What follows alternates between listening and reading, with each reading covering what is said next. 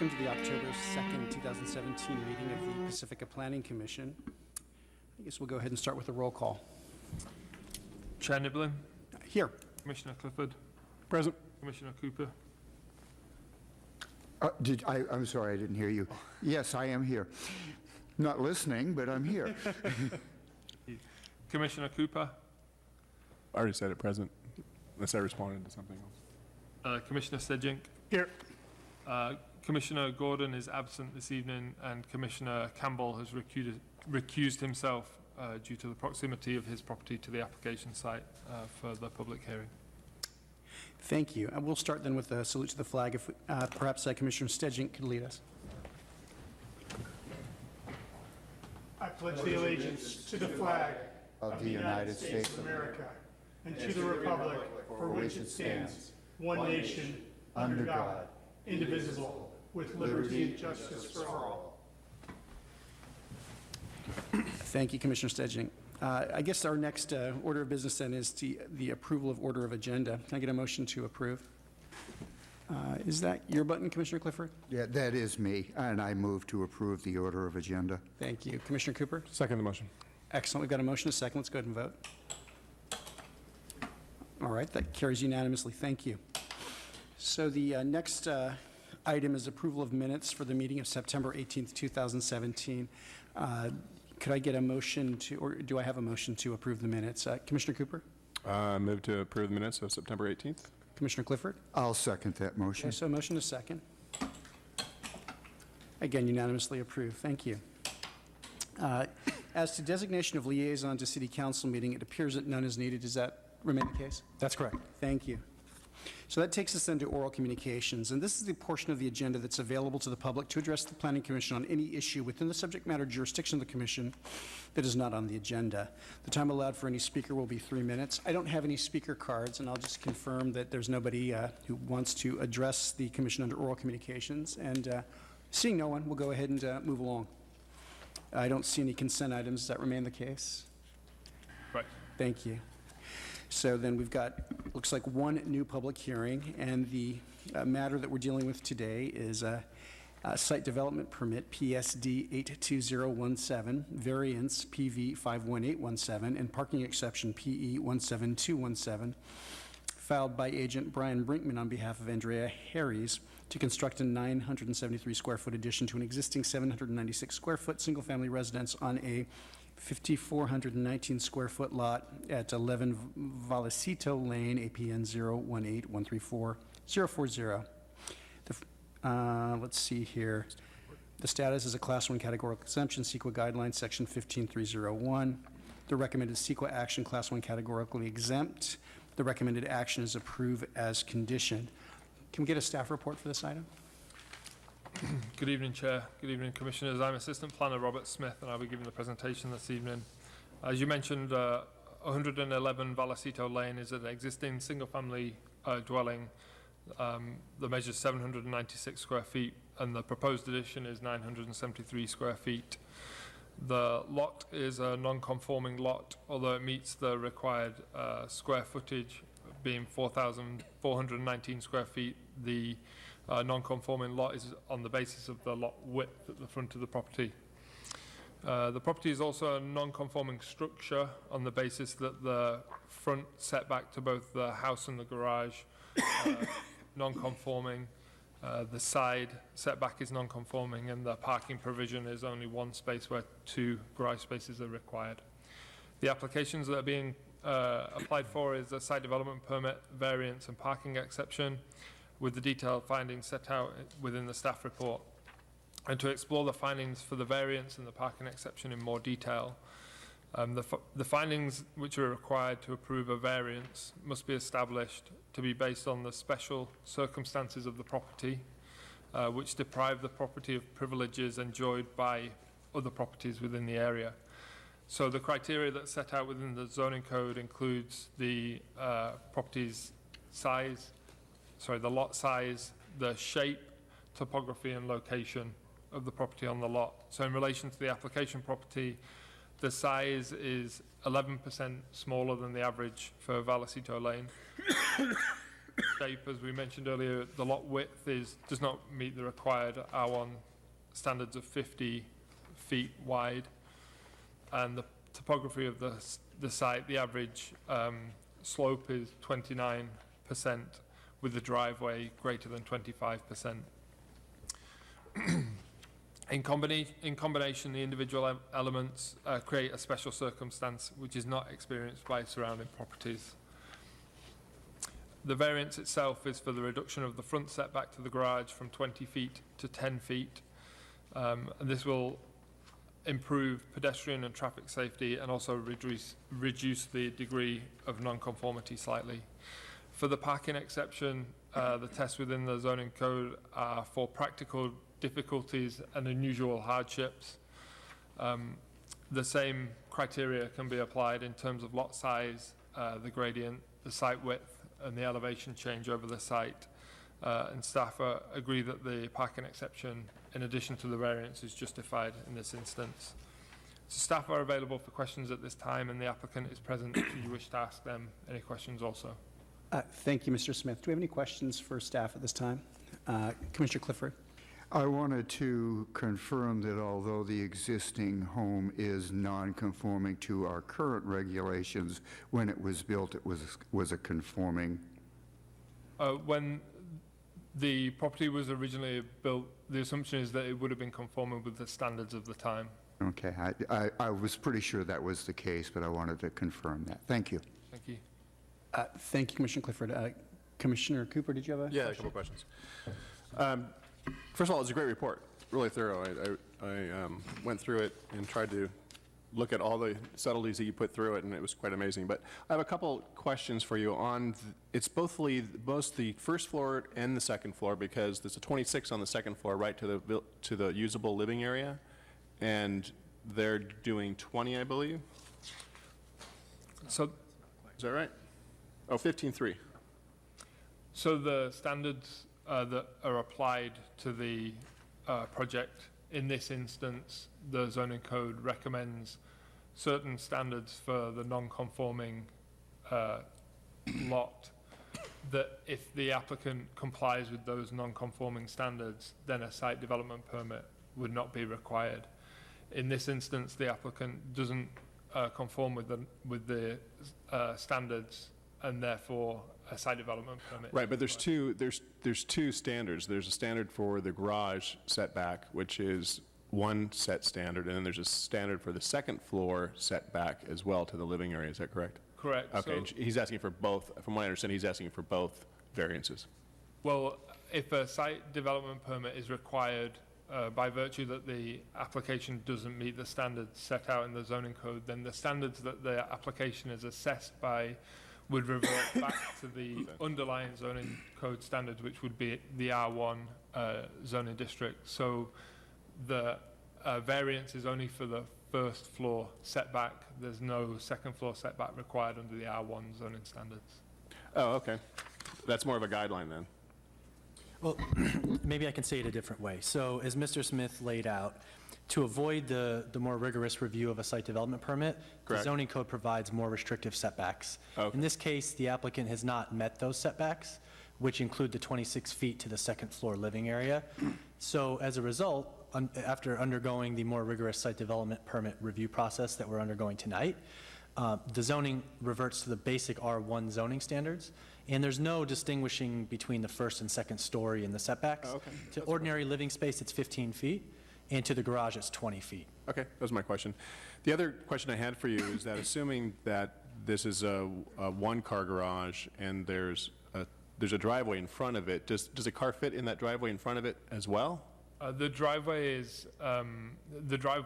does not meet the requirements for a single car space, which Okay. is 9 by 19, but there is sufficient space on the street for street parking. So looking at where the garage is now and looking at where the garage is proposed to be, it seems to be almost in the same exact spot.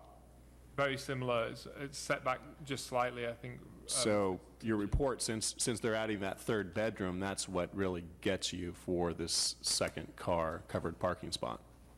That's what triggers it. There is a provision within the code that if you're increasing the number of bedrooms within a non-conforming structure, then you're required to meet the parking standards for the zoning district.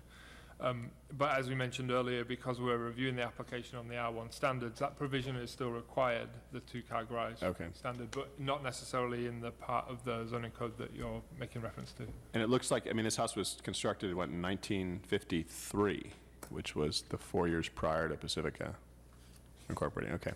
That's all the questions I had for you. Thanks. Thank you, Commissioner Stedjang. I've visited the site and taken a look there. Did the applicant give a reason for requesting the 14-foot 6-inch width driveway? No reason was given for the width of the driveway. I think the applicant, the architect was trying to give as much space as possible that was able to be facilitated on the site, but the zoning code standards set a maximum for a single-car driveway of 12 feet, which is why the conditions included. We waive that on a regular basis? I'm sorry, do we waive? Do we waive that 12-foot width on a regular basis? As far as I'm aware, we do not. Thank you. Excellent. Well, I don't see any further questions for staff at this time. Perhaps I'll have some more later, but this is the applicant's opportunity to come forward if the applicant chooses to provide any additional information that the applicant would like to for the commission. Hi, good evening, gentlemen. My Hi. name is Andrea. This is my husband, Kevin. I purchased the home back in 2009, and it was just myself. So now that my family is growing and I have a little baby, I've just been looking for a way to enhance the property, especially from a safety perspective. So that's what triggered a lot of these changes, just adding a little more space for our family, but especially taking the steep slope of that driveway and our front steps that have been pretty much an issue the entire time we've had the home, and now just do a clean sweep and make sure we make the improvements across the board. Thank you. Hi, Brian Brinkman, the designer on the project. I just wanted to kind of go over a few things that we went through during the design process. As we set out to design the addition, there were three main focal points to cover. Like she spoke about, the accessibility and safety of the property, to create more space for their family, and then to improve the overall aesthetics and function of the house. In terms of accessibility and safety, she touched on, but the front stairway is not to code. It's quite steep. The porch at the top is just over 2 feet deep, so it's not even functional to open the door and get into the house. So to alleviate that, we designed a new porch that still meets all the setbacks, but provides more adequate space to enter the home, as well as redo the front stairway to also meet code and be more safe. The driveway and the sidewalk, as mentioned, is over 25% slope right now, so it's quite steep. So what drove a lot of this, the project, was the desire to bring the garage down, and in doing so, we expanded the living space over the garage where it currently existed. We're not trying to bring the garage closer or anything. We're just trying to drop it down in the same spot it is now, but just at a more functional and safe elevation. As far as expanding the living area, as she mentioned, they started their family, so they're just looking for more space, a second bedroom, an additional bedroom, a second bath, and just some more additional common space. And we tried to design it to gain the most space with the least overall impact to the site. Although a variance is required for the front setback, as mentioned, we believe that the addition that we're proposing is, in fact, as least impactful to the neighborhood and to the overall site as possible. And then in terms of aesthetics and function, we believe the proposed home provides more character that'll better fit into the cottage-style homes in the neighborhood. The stairs and laundry have been moved out from within the garage, so the garage, even though it's still a one-car garage, it's going to function better in that sense. And then also the house is now going to be better connected to the rear yard and the beautiful setting back there, where before there was bedrooms that blocked any access, and it kind of made it an undesirable, unusable area. I've worked on a lot of projects in Pacifica, and I try to, whenever, avoid the necessity of needing a variance. But as we explored many design concepts, it became apparent that short of demolishing the house and building new, which we did explore, that the variance would be needed in order for the addition to both meet the safety and function needs that they're looking for, as well as still provide the aesthetic that would improve the appeal to the neighborhood. As mentioned, the lot width is only a few feet narrower where you measure it. You measure the front step, or the width 15 feet into the property. We're a little short of 47-foot width there. So you go back another 10 feet and we meet the setbacks. And otherwise, the house would meet the current R1 zoning standards of 15 feet to the house.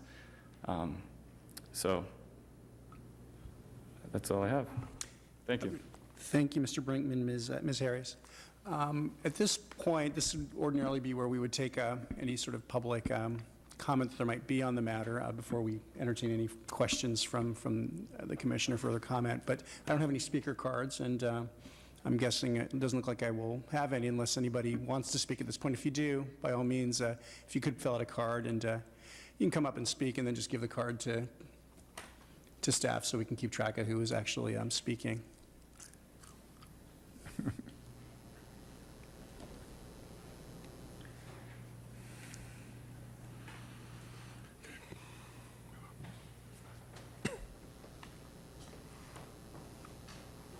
Question for Brian. Okay. Well, I think while we're waiting for the speakers to complete their cards, Commissioner Clifford let me know they had a question for Mr. Brinkman. So why don't you go ahead and ask your question? Okay. My question was raised by Commissioner Stidgen. Why is the driveway narrower than what the codes would ordinarily require? Because you are building a new driveway. You mean that it's wider than normal? Oh, it's wider. Oh, yeah. Yeah. It was just, with the reduced setback, we were just trying to provide more area where they could actually get up and park a car in the driveway. Okay. So that just facilitated that. Thank you very much. Out of curiosity, I wanted to know that. No problem. Commissioner Stedging, did you have any questions for Mr. Brinkman? Yeah. I've taken a look at this area several times a day. There's no extra parking on there. Is it your statement that the 14-foot, 6-inch wide driveway will allow you to park in the driveway more frequently than a 12-foot wide driveway? Correct. We're just trying to access, there's this little side off to the side of the driveway that's directly in front of the garage. Thank you. Commissioner Cooper, looks like you may have a question as well. I do have several questions for you.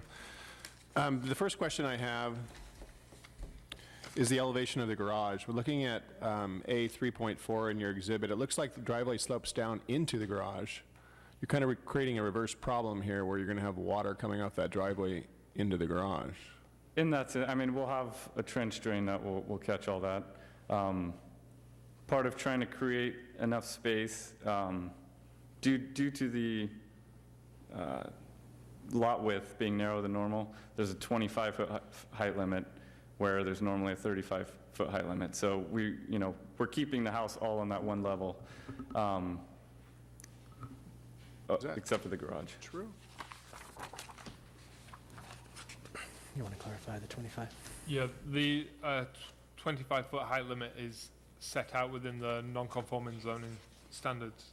So like we mentioned earlier, if we're reverting back to the R1 development standards, development regulations, then the height limit at that point would be 35 feet. So he could go up if he wanted to make that a reverse slope, right?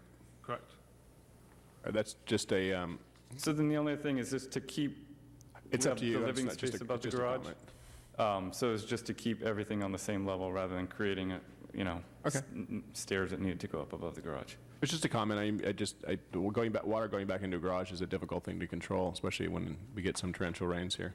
The other thing I had a question on is it looks like on the back porch, there's a parapet fence rather than just a fencing. It looks like that wall comes up into almost a parapet. There's no differentiation between a railing and a parapet. And it seems like where that would drain is right over the top of your sliding glass door, the way that I see it on the plan. So if you were to look at an elevation on A3.3, the new rear north elevation, it looks like that wall extends all the way up to the top. And that would create a parapet, and then the only... It would just be a solid wall, yeah, Yeah, correct. so it looked, but the only drainage to that deck is where? We would have it go out the back. We would just have scupper out that wall, and then, Out the back of the side? Correct. Do you have a, okay. So that would, I mean, only drainage I saw was out the front towards that sliding glass window. That might create some issues. The other thing I had was the retaining wall in the back. Do you have a back drain on that retaining wall? there will be, correct. Okay. And then the deck waterproofing and drainage, just be really careful when you design that you're designing correctly, because they're inherently leak. Totally. The other question I had is on the elevation to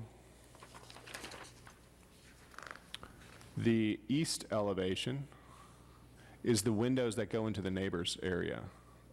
Currently, there's no windows in that side, and I'm just curious if those have been placed and the neighbors have commented on that.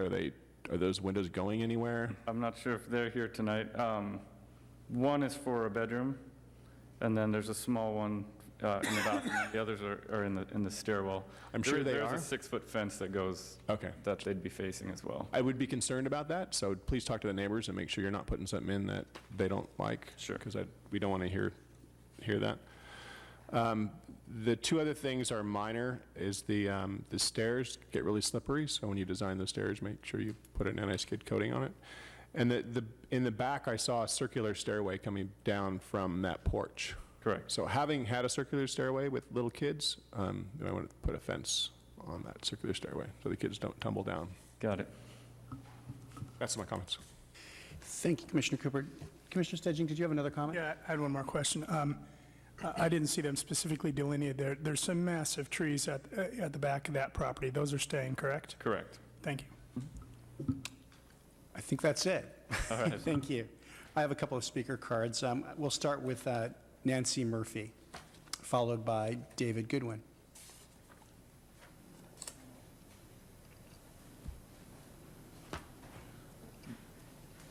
Hello.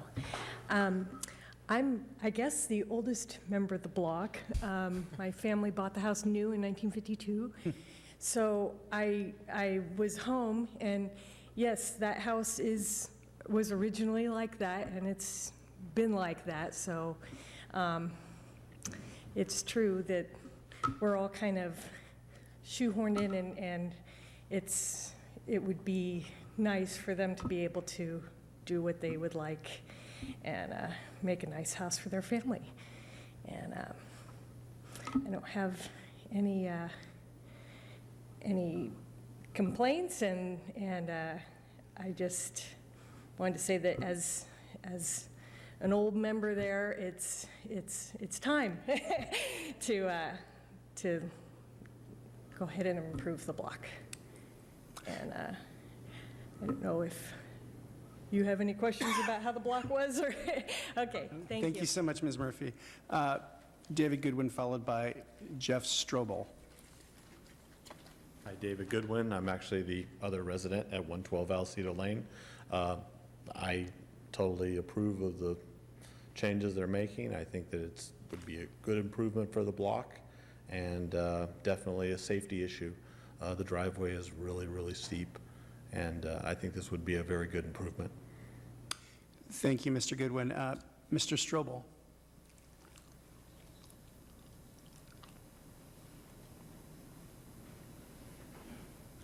Good evening. I live right next door at 107 Vallecito. I've been there for about 30 years. The driveway is a bit of an issue. Also, I was thinking about the width. It's something that comes into play almost on a regular basis. The driveways with some of the newer vehicles, especially if you're going to pull into the driveway and try to let the family out of the car, we stop before we get to the driveway and basically stop in the street. So a little bit of extra room in a driveway would probably be beneficial as far as that part goes. Also, opening your door in the driveway, especially with the landscaping and depending on how it's set up, frequently your door can't be opened all the way unless you stop in the street. And true, as Dave said, that is a fairly steep driveway. I actually backed their car out of their out of their garage yesterday to pick them up at the airport as they were returning. And they have a new baby, so I was using their car with the car seat. It was very careful to back out of that particular driveway since I don't do that all the time in that location. And even next door, we have a bit of a slope to our driveway, and it's just one of the things that you're trying to be careful with. If you've been on Vallecito Lane, you know that that is kind of a unique little cul-de-sac as far as the way it's set up, and pretty much all the lots, and I did read the staff report, which I thought was pretty comprehensive and addressed a lot of the different things. All those lots are probably close to being non-conforming as far as today's standards go, and I believe that ours is one of the houses that did get, shall we say, an addition put on.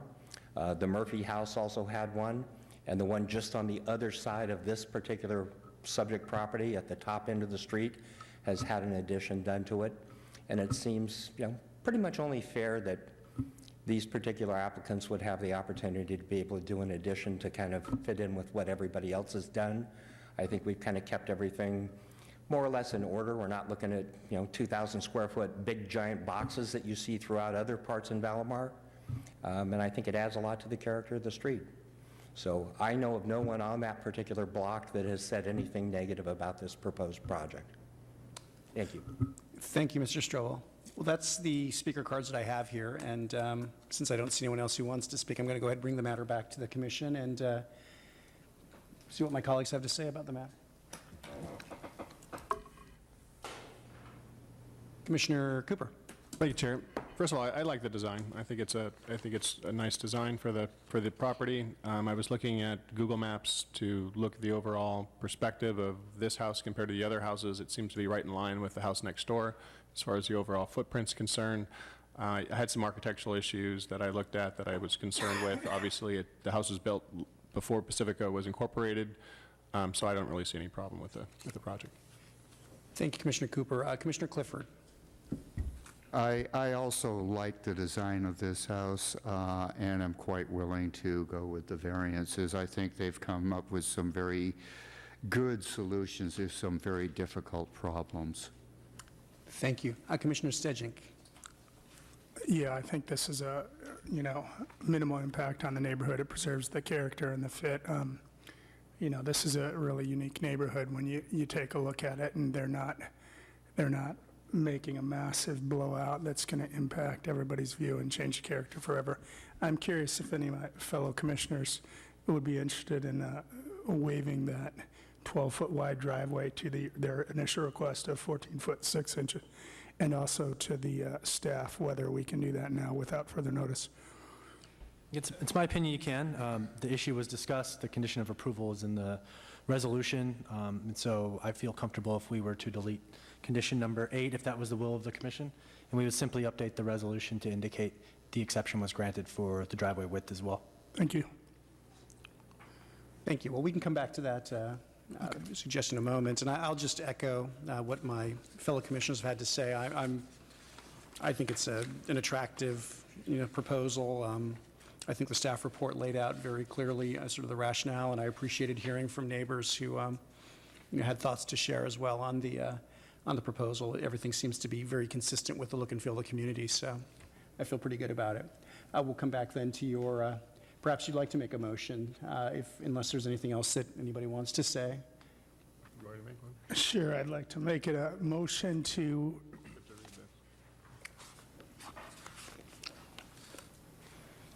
move that the Planning Commission find the project is exempt from the California Environmental Quality Act, approved site development permit PSD 820-17, variance PV 518-17, and parking exception PE-17217 by adopting the attached resolution, including conditions of approval and exhibit, and incorporate all maps and testimony into the record with the omission of condition number 8, and including the provision of allowing a 14-foot, 6-inch wide driveway.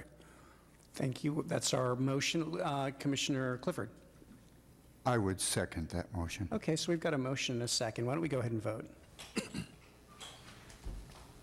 Thank you. That passes unanimously on a 4-0 vote. Okay, that then takes us to, congratulations, thank you. That takes us then to commission communications. Any of my fellow commissioners have any communications? Commissioner Clifford. Just wanted to report back from the city council meeting. They did approve our recommendation for the accessory dwelling units without any changes, and it was a unanimous vote, so. Well, your flight got back on time, and we appreciate you going to the meeting, so. Well, actually, I was driving, but that's. Okay, well, you I got it. back travel-wise on time, so thank you for going. We really appreciated your being there for the commission. Any other, Commissioner Stedging? Yeah, I have a brief question for staff. Will there be any public education campaign on ADUs? It's not something we've planned thus far. The countywide housing organization, 21 Elements, that the city participates in, they're putting together sort of a comprehensive website or component of their website that will have information on ADUs. I think, if and when the council adopts the ordinance that we have in place, our information will be a part of that. I reviewed the one-page info handout, and so it's something we certainly could publicize, like in a Connect with Pacifica article, and update our webpage, something like that. I actually did have one question. I mean, I know there are a raft of housing-related bills that the governor signed last week. I'd be very interested. I don't know if it merits a study session or not, but I'd be very interested in knowing the impact of the sort of the totality of that legislative action on, things that are going on here in the city, things, our own ordinance code, and things that might be within the purview of the commission. Certainly. As staff, we're equally as interested. We're looking currently for a quality summary of these. It's kind of overwhelming with the number and the breadth of Truly. these bills, and so that's something we can bring forward either as an item for the commission at a regular meeting as a presentation or a study session. We can think of the right format. Thank you, appreciate it. Well, I guess that takes us into staff communications. Thank you, Mr. Chair. Just wanted to announce again, the new city manager, Kevin Woodhouse, is starting next Monday, and staff is excited to have him come aboard.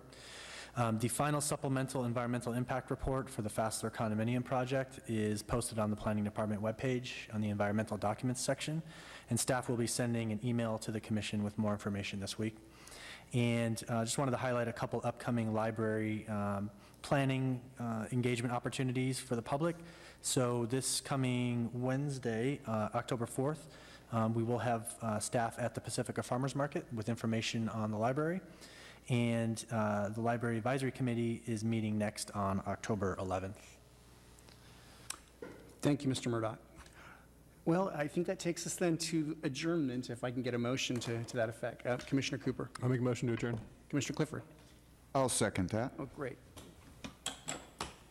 Okay, unanimously approved. Thank you very much.